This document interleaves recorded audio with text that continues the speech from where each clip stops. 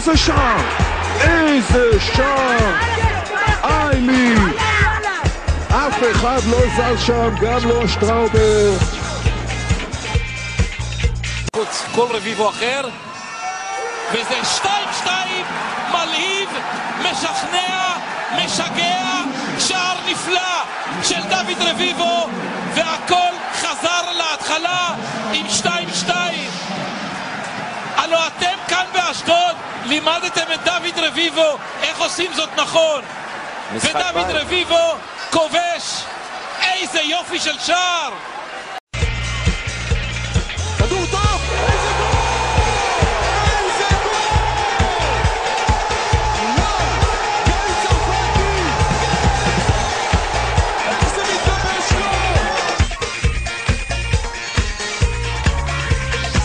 תורה קרובה, עדיין רפאלו בועט, איזה גול! איזה גול! בראבו! ביצוע מושלם של שחקן כל כך מוכשר, ליאור רפאלוב עם השישי העונה, שואו טיים בקריית אליעזר. המומנטום עם בני יהודה, גלוון עם הכדור הזה וזה ברשת! איזה שער! פדרו גלוון הישר מנקודת הקרן עושה כאן שוויון 2, השני של גלוון, ואמרנו לכם בני יהודה תשיג את השוויון, והנה בא הכדור הנפלא המסובב הזה. בני יהודה 2, מכבי חיפה 2, והכל פתח.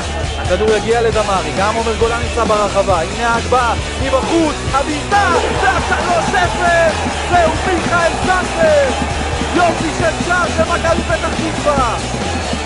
עומר דמרי לא מוותר על הכדור הזה, רואה לולו, עדיין עטר, אחורנית לאדרי, צריך להגביע, הנה באה הגבהה, והבעיטה לרשת, מהרן רדי קובע 1-0 לבני יהודה. הגבהת הכדור של אדרי, הכדור נעדף, ורדי מצוין מהאוויר. זה לא קל, זה לא פשוט, צריך לדעת להכניס את הכדור, את הרגל טוב אל הכדור הזה, ורדי עושה את זה מושלם. התחלת ההתקפה התחילה מאלירן עטר, עשה תרגיל יפה, נתן עם העקב.